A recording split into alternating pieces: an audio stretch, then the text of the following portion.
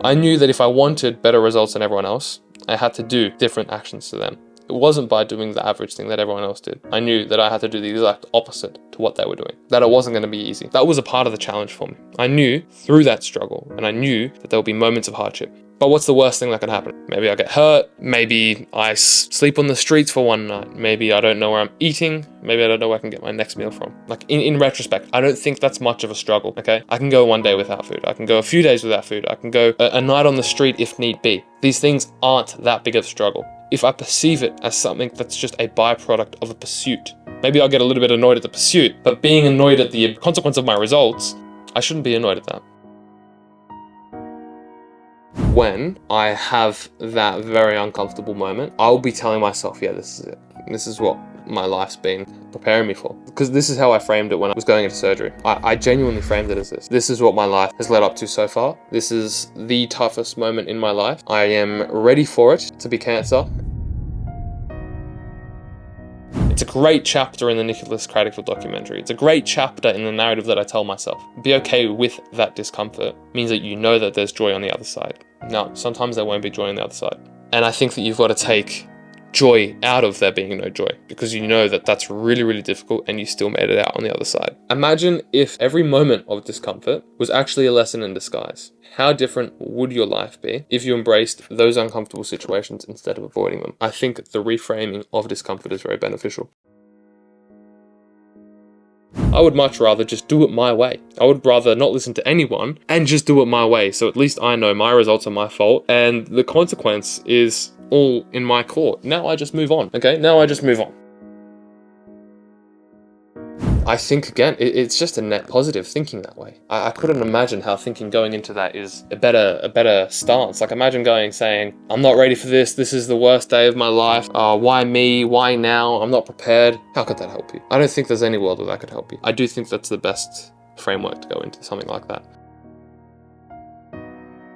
The discomfort that I feel through taking that extraordinary action is outweighed by the results of extraordinary things. What do you think Elon Musk's life's like? What do you think Jeff Bezos' life's like? What do you think the most successful people in business, their life's like? Do you think it's very average? Do you think they wake up the same way you do when you wake up and scroll Instagram? Do you think that they wake up and just do the average boring thing? Maybe they do now, but when they were in the real hustle and bustle of things, I find it very difficult to believe they were doing the same thing as you, because if they were, I think they'd just be another one of you.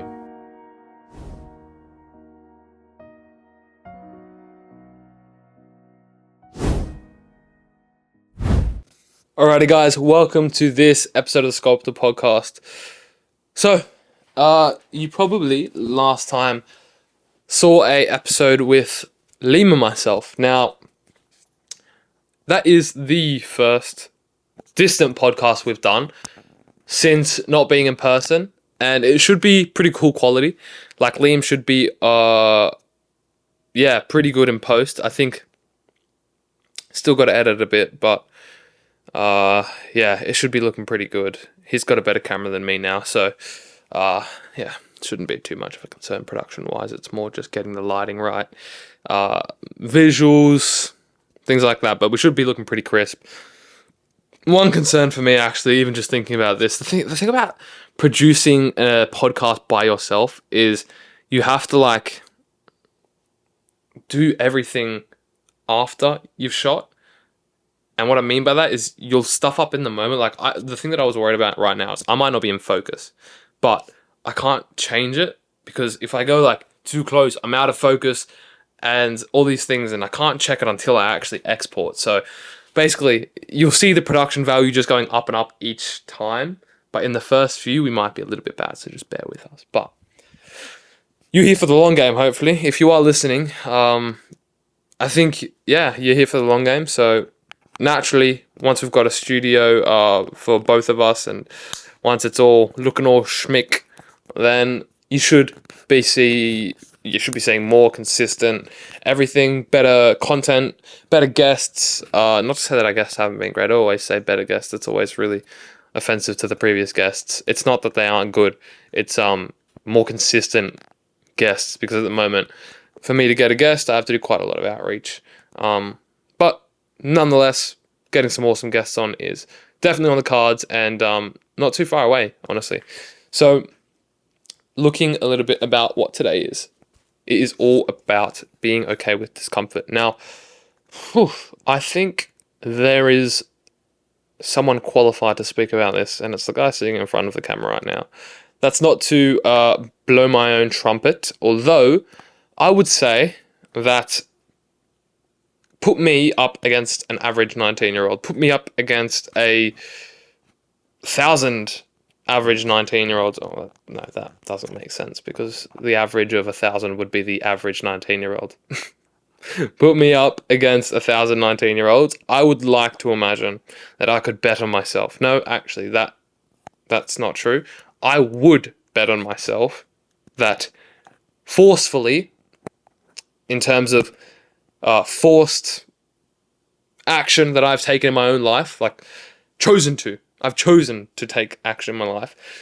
Out of 1,000 19-year-olds, I would say that I would have taken the most uncomfortable action out of all of them. A lot of the action that I've taken is all chosen. The uncomfort that I have gone through is all chosen. Now, expanding on that, I like to get myself in uncomfortable situations because I know that I can deal with it. Originally, when I first started to do it, I started pretty small. I've got some funny stories about how I would do ridiculous things and try and purposely make myself uncomfortable just to be uncomfortable. And I would literally just train myself to get uncomfortable because I'm pretty much tuning my narrative that I tell myself. I am okay with being comfortable. I am proving it to myself that I'm being okay with being uncomfortable. And the more I was telling myself this, the more I had to back it up with action. And the more action I took, the more I was reaffirming that belief. Now, talking about that, I do strongly believe that being uncomfortable is a good thing. I spoke a bit about it with Jack McLaughlin, who is... I always say this. Jack's so good. I love speaking with Jack. We literally had a chat earlier this morning for about an hour and a half, and we do a weekly call typically when I'm not too busy or when he's not too busy. And we literally just sit there for 1 to 2 hours and we just chat about our thoughts. It is sick. Like, genuinely, in the moment, it's brilliant. Afterwards, it's brilliant. Like, that's probably the highest amount of dopamine we both get. And we're talking about some mundane stuff, but we have an absolute ball. We actually have an absolute ball. Like, it's so funny. But we talked about discomfort a lot. And I think one reason why Jack and I really relate together is because we both took action to be uncomfortable on purpose.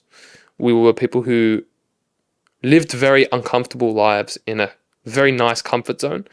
And what I mean by that is the things that we chose to do that were uncomfortable were kind of comfortable for us because we'd just become so attuned to the uncomfortable things. And I do think that I take that to a bit of an extreme level. There may be some news when this is out that could be quite extreme. There could be some progress. I would say even my role in Sydney is quite uncomfortable. It's a lot of unnecessary sacrifice for a very mediocre result. But these types of things, again, just fuel my self-narrative that I tell myself. Being okay with discomfort. I do believe that discomfort can be unhelpful in times, although I believe in reframing it to always help you. The difference between unhelpful discomfort and helpful discomfort is probably... I would lean on the side of having it objective, but if I think about it, what could unhelpful discomfort look like? Okay, maybe you've grown up in poverty and it's very uncomfortable for you. Now, in the moment, that's going to be very tough, and it's typically not chosen uncomfort. So I'd say that's pretty objective. there wouldn't really be too many subjective, uncomfortable things in that situation where it's like, oh yeah, the toilet stinks or something like that. I think that's a pretty objective thing. But the way that you frame that, I think, is the most important thing. If you frame that situation to be helpful to you, I do believe that there's a lot of good things lying in there. I think that reframing uncomfortable things to a learning situation, as difficult as it is, especially when it's not chosen, is very beneficial. Now, back to the point where I was betting on myself against 1,000 19-year-olds. People struggle much more than me. People are much more uncomfortable than me day to day. People are generally, let's say, in 1,000, suffering much more than me. When I talk about these 1,000 people, I'm talking about people with similar life experiences, right? Where they don't outwardly necessarily have anything that's struggling against them, whether it's a health issue, whether it's a family issue. Like, let's say they're pretty comfortable. They have a few hiccups here and there, but they don't choose to seek uncomfortable things. This is where I would bet on myself, because it's unfair comparing chosen struggle to realistic struggle, where it's not. Well, it's more imposed, and I have had my fair share of that as well. Although I would say that most of my struggle has been chosen. And I made a few episodes about this when I first got back from Germany, which was talking about my struggles and how the only time that I've ever struggled forcefully was when I was in Germany and I thought that I had cancer. And I was at the doctor's getting a few checks up, and I was told that they think that I have cancer, 50-50 chance. And that was when I really thought that I had cancer. I thought that because my life was so easy up until this point, I thought that this was going to be the turning point where this would be the first difficult thing. The way I see it in life is there's always going to be a ticking time bomb to a very, very shocking event that's going to happen in your life. And if I'm being honest, I was hoping that was it. I actually, it's a bit morbid to say, but I remember going into surgery just kind of praying for it to be cancer, because I knew that the survival rate was so high.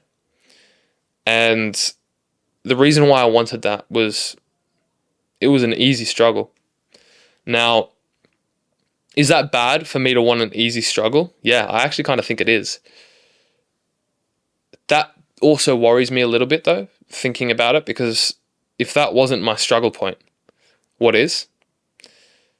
So I think it's still ahead of me, and as I said, I think it is a ticking time bomb. So all I can do is make myself very well accustomed to that moment. I do think that I will have a much more difficult moment than anyone else. I like to believe that, just because, one, it prepares me for any event. It then also feeds the narrative that I tell myself, which I'm an exception to the rule. Which is again why I believed that I would have cancer, because they said 50-50. And most times if I get a 50-50, I'll probably say, yeah, well, okay, it's 51% me and 49% the other. And that's a soft calculation there. I would say most of the time I'd say, no, it's always going to be me. That's egotistical, for sure. Definitely a part of my ego is being different. So if you want to ever compliment me, tell me I'm different, and I'll say thank you very much. That was so bad. And also, actually, if you tell me that no, there's like a weird reverse thing that I was just thinking of, and if you say it to me as well, I'll take that as a compliment. Oh yeah, if you like say I'm strange or something, I'll also take that as a compliment. If you like offend me for saying that I'm weird or different, I will also take that as a compliment. So, it probably depends who you are. If Ronaldo told it to me, I'd probably like, oh really? I've always wanted to be like you. You're also a bit different, aren't you? And it's like, imagine if he said, no, you're like really weird. Then I'd probably be a little bit offended, because that's where the ego lies. But nonetheless, that's just a random side piece. So, talking about the discomfort that I chose, I did think that that was going to be my big moment. It wasn't. As difficult as it wasn't that difficult. It wasn't that difficult. Moving back to Australia sucked, but it wasn't that difficult. The surgery sucked, but it wasn't that difficult. Speaking with my family about it sucked. It was difficult, but it wasn't that difficult. All of these things. Now, maybe that's just me being accustomed to it. Really, I don't know. I genuinely don't know. I don't. Maybe there is. Maybe if that was cancer and I was to deal with it differently, maybe that would have been, the tipping point for me. But I would have liked to imagine, because I did truly believe that I had cancer, that I would have reacted the same way. And I hope that I'd probably be coming out of chemotherapy about this time. Now, if that was to be cancer, I would still like to have thought that is me coming out on the better side because of it, and that it wasn't that difficult in hindsight. I don't know if you saw me pause there, but I did have quite a morbid flash forward, you could say, just thinking about, I just had like a visualization thinking about what that event's going to be, because I do truly think that's going to happen in my life, where there will be something that's a massive test. I think it's inevitable. As I've said, I do think it's an inevitable thing. I also do believe that God gives his toughest battles to his fiercest soldiers. I would like to imagine that I am one of the fiercest soldiers. So to be qualified for that, I mustn't crumble. I take that on willingly. I am aware that for that, reward, you must go through the struggle. So that's a trade-off that I'm okay with. Bit weird to say, but I do believe that it's inevitable. And there will be a day where I really, really find something difficult, and I struggle, and I am very uncomfortable, but I also back myself to get through it. So, talking a little bit about when I moved to Germany at the age of 15, by myself. I went over there looking for uncomfortable moments, right? I knew that it was going to be uncomfortable. I knew that if I wanted better results than everyone else, I had to do different actions to them. It's not by staying in Australia. It wasn't by doing the average thing that everyone else did. I knew that I had to do the exact opposite to what they were doing. So I knew that it wasn't going to be easy. That was a part of the challenge for me. I knew that I had to go through that struggle, and I knew that there would be moments of hardship. But what's the worst thing that can happen, right? Maybe I get hurt. Maybe I sleep on the streets for one night. Maybe I don't know where I'm eating. Maybe I don't know where I can get my next meal from. But in the end, I don't think that's too big of an issue. Like in retrospect, I don't think that's much of a struggle. Okay, I can go one day without food. I can go a few days without food. I can go a night on the street if need be. These things aren't that big of a struggle. If I perceive it as a challenge, if I perceive it as something that's just a byproduct of a pursuit, maybe I'll get a little bit annoyed at the pursuit. But being annoyed at the things that are an action or a result of or a consequence of my results, I shouldn't be annoyed at that. So, I don't know about you, but to me, it's that type of struggle, it actually sounds like a great chapter in the documentary that I have. It's a great chapter in the Nicholas Craddockfield documentary. It's a great chapter in the narrative that I tell myself. Those types of things. Sleeping on the street. Now, not that I've done that. Got close to it, if you know me. I got way too close to it. Knowing where your next meal is. Again, I never got there, but I've been very close to it. And I would only say through a little bit of financial, desperation did I avoid it. And I think that these moments create a great story. Not just for the documentary, not just for the book, but for the narrative that I tell myself, and the narrative that you want to tell yourself that. Because to be okay with that discomfort means that you know that there's joy on the other side. Now, sometimes there won't be joy on the other side. And I think that you've got to take joy out of there being no joy, because you know that that's really, really difficult and you still made it out on the other side. Again, I don't know if that's the right way. I don't know if that's the wrong way of thinking. Whatever it is, that's how I'm thinking. But we'll let myself find out, because I am only so young and I have these, some may believe, outrageous perspectives and views on things. A lot of the things that I say now may come back to bite me in the butt, but I do believe that a lot of the things that I say come from a point of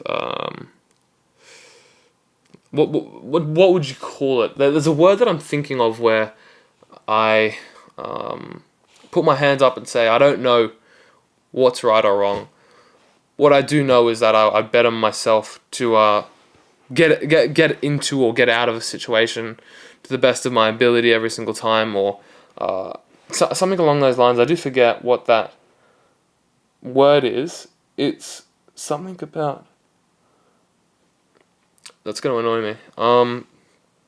Anyways, it might come back to my mind, but basically, I put my hands up and say, I don't know what I'm saying, whether it's right or wrong. I do believe what I'm saying right now is right, subject to change. I'm not going to be annoyed if I change, because it probably means that in the future I'll be right if I'm not right now. I'd like to imagine that I'm only just going to get better and better. So yeah, I'd like to imagine that in the future it's just going to be better. So if I'm wrong now, not a massive issue. Because I don't believe in, as much as it sounds like I'm giving advice a lot of the time, I'd like to imagine that you don't take it as that, because I don't really believe in advice. I even spoke to Jack about this morning. It made me laugh. It really made me laugh. And as much as I see and get given advice, I disregard it. And I'm going to make an episode about that, because I do think it's an interesting topic, and I think that I've got almost like a controversial perspective on it that people probably wouldn't agree with. But again, I believe in it because it helps my narrative. That's definitely true. It may help me rationalize some thoughts that are illogical, quite potentially. It may be just more of a comfortable thing to tell myself. I don't know. Maybe I'm convincing myself of something, potentially. But those are all counter arguments to the reason why I believe it. And the reason why I do believe these things is because they are my own life experiences. And I'm trying to draw parallels, and just logical parallels, to where I see a lot of people in the successful, quote unquote, successful route of life and the unsuccessful route of life. For there to be these winners, there must be a whole heap of losers. And when the losers give you advice, there's probably a reason why they're losers. The best type of advice is from the winners, but even then, I won't listen to the winners too much, because they're not me. They're not me. Ben Francis had a really good point once on a podcast that really stuck out to me, and it was talking about to get to your first 10 million as a startup. It requires being ruthless with what you say. Just doing. If someone tells you to do something, nah, I'm doing it my way. And until you get to that 10 million, when you've got an annual forecast, when you've got a report, things like that, when you can actually afford to move smart, that's where I think there's the most success. Now, that's controversial, or counteracting my point saying not to listen to that piece of advice for me. I'm not saying that I listen to that. I take it with a grain of salt, and I will try and apply that in my own situation. But the reason why I say I won't listen to that exactly, for example, is because that's advice, but it's advice for a clothing company. If I've got the resources and things that I need to make sure that I make smarter and more informed decisions prior, then I'll do it. I don't have to listen to that advice. I think that advice is good for someone who's in the exact same position as Ben Francis. In the exact same position as Ben Francis, when there's no other competition on the market, when it's just you and your friend when you first started up such a massive company. Yeah, when you're in that exact situation, then that's going to work for you. That piece of advice that Ben Francis told you is going to work for you. But when there's so much advice out there, if there's a massive circle around your head, an imaginary circle around your head with all of the advice that you've been given in your life for this exact situation right now that you're trying to get out of, which one is right? Quite potentially none. Like, quite potentially, 0 of these things around your head right now could be right, and it's all pieces of advice that you've been given. And if you try any one of them, they might not work for you. But if you try maybe 5 at a time, that means that there's 25% chance of making any one of them work, and even then, you might have to have 100% conviction to make any of them work. Therefore, I would much rather just do it my way. I would rather not listen to anyone and just do it my way, so at least I know my results are my fault, and the consequence is all in my court. Now I just move on. Okay, now I just move on. Now, that was a little bit too much about that part. I didn't even want to go there, but I did. So, talking a little bit more about the discomfort, because I do think it's a very interesting topic. Imagine if discomfort, or every moment of discomfort, was actually a lesson in disguise.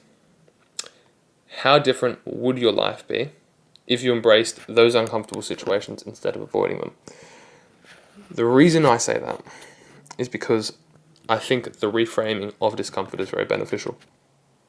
Like I was saying with the enforced discomfort, if and when I have that very uncomfortable moment, I'll be telling myself, yeah, this is it. This is what my life's been, preparing me for. Because this is how I framed it when I was going into surgery. I genuinely framed it as this. This is what my life has led up to so far. This is the toughest moment in my life. I am ready for it to be cancer, and I think it will be cancer. And I'll wake up from the surgery, ready to go back to Australia, and ready to see out the chemotherapy as quickly as possible. And this is the whole game plan I had in my head. Didn't even happen. But when that moment does happen, when there is the most uncomfortable moment ever, I want to go in with that exact same confidence, knowing that whatever this is, it'll be okay. Because I'm the type of person to deal with it to the best of their ability. Now, I don't know about you, how you feel about that, but for me, I think, again, it's just a net positive thinking that way. I don't think that you can tell me that there's a better way of doing it where the opposite way is better. I couldn't imagine how thinking going into that is a better stance. Like, imagine saying, I'm not ready for this, this is the worst day of my life, why me, why now, I'm not prepared. How could that help you? How could that help you? I don't think there's any world where that could help you. This is where I truly believe, right now, to reiterate my point of inexperience, I do think that's the best framework to go into something like that with. As tough as it is, as confronting as it is, as uncomfortable that framework is, I still believe that that's the best case scenario. Now, have a bit of a spiel here. What if the key to a happier, more successful life lies in the very things that made you uncomfortable? Think about it for a moment. The greatest achievements, the most profound growth, and the most satisfying victories often come from stepping outside our comfort zones. It's easy to stick to what we know, to what feels safe and familiar, but growth doesn't happen in the comfort zone. It happens when we challenge ourselves, when we push our boundaries, and when we face discomfort head on. I've had these moments not knowing where I'll sleep at night. I've had those moments of wondering where I'll eat that night, because I can't afford it right now. But the craziest part of them all is that I chose to struggle. I didn't have to be alone on the streets of Germany. I didn't have to be living by myself at 15 or 17 years old on the other side of the world. I could be back at home in Australia, all comfortable, having zero struggle at all. Everything that I have chosen has been to struggle. There's been next to zero external infliction of uncomfort. I knew that the actions that I chose to take would be difficult and uncomfortable. But I know to get extraordinary results, you must take extraordinary action. And I would say that the discomfort that I feel through taking that extraordinary action is outweighed by the results of extraordinary things. Maybe that's something that I'm convincing myself of. Maybe I'm wrong. But even just thinking on a logical level, thinking about the winners and losers, what do you think Elon Musk's life's like? What do you think Jeff Bezos' life like? What do you think the most successful people in business, their life's like? Do you think it's very average? Do you think they wake up the same way you do when you wake up and scroll Instagram? Do you think that they wake up and just do the average boring thing? Maybe they do now, but when they were in the real hustle and bustle of things, I find it very difficult to believe they were doing the same thing as you, because if they were, I think they'd just be another one of you. Now, I don't know what you think about that, guys, but that's kind of my perspective on it all. I do seek discomfort as much as possible at my age. I think that I've got very low risk. I can afford to make myself as uncomfortable as possible right now, because I don't have a family who relies on me to eat. I would say that I have very low risk capital, and high risk capital, I think, is what I mean to say. I've made up this word of risk capital, and if I'm being honest, I haven't defined it yet, but I do use it. I use it a bit. Maybe it's actually a word. Maybe it is actually a word. It sounds like it should be a word, if it isn't. But risk capital is something that I think has good potential for a good word, although I don't think I use it correctly yet, so I do have to maybe write that one in the sculpted vocabulary out. Jack, if you're listening, that's a good joke for us. Probably laughing right now. If you're not, that's awkward, because you're never going to hear this. But maybe I'll send this to you just so you can have a little bit of a giggle. Anyways, as usual, guys, sit down episode, pretty chill. Feels good to do these. Only once I've finished it. It is quite monotonous preparing, setting everything up and whatnot. But as I said many a time, I enjoy the process. Okay, that's what I enjoy. The satisfaction from doing the difficult things. So, I hope you enjoyed this episode. If you do want to see more episodes like this, make sure you let me know. Join the Patreon. We are trying to grow that a little bit more as well. Make sure you follow us on Sleep Smart. What we're doing over there at the moment with the new company is really cool. SCULPTED app. Whew. There should be some really cool news, actually, by the time you're watching this, I reckon. SCULPTED app is sculpting. We're sculpting that thing. And it's cool what we're doing there. Live free as well. There will be some courses in the run as well. So first course is being filmed. Actually, no, we've already filmed it by the time you watch this, and probably the second one as well. So that's really cool. Yeah, guys, making a lot of progress on that front. Make sure you follow us on Instagram as well. There should be some clips in the future. Maybe not from these episodes. I'll try and send over some to Liam if he feels bothered.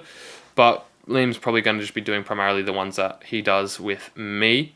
But if he does feel bothered, Liam, that would be nice if you could do some clips from here, because some of them are probably alright. I don't know. Maybe up to you, Liam. Anyways, make sure you follow us on all socials. Make sure you keep up to date with what we're doing, everything that we're doing. We are trying to make moves and, grow everything. So make sure you like, subscribe, leave a review, whether you're listening on Spotify, Apple Podcasts, whatever.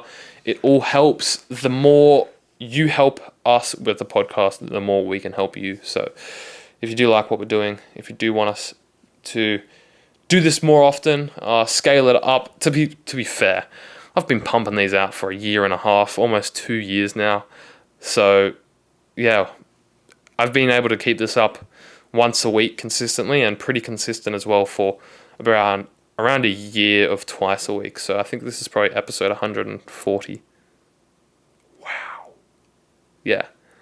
That's almost an episode every that's more than an episode every two that's more than 2 episodes every week. Yeah, fair play, Nick. And I've been doing these all myself as well. Every single episode that you've seen from the SCULPTED podcast has had me in it, other than like 1 or 2, I think, and those ones are like intro ones with previous co-hosts. So yeah, that's crazy. Oh, actually, Liam's done a few here and there. the ones that I've missed. But regardless, guys, what a time.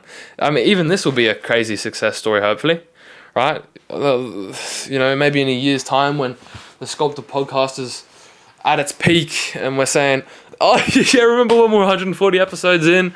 Yeah, the good old days. Yeah, back in the studio in Australia whilst we're in the middle of nowhere. I don't know. Maybe anywhere. We'll see. Anyways, guys, I like doing these little spiels at the end because it probably means no one's listening this late in. And if they are, they've probably clicked off. Anyways. That was bad. I'm not even going to cut that because I can't be bothered. Anyways, I hope that you enjoy this episode, guys, and make sure you catch us on the next one. Catch you later.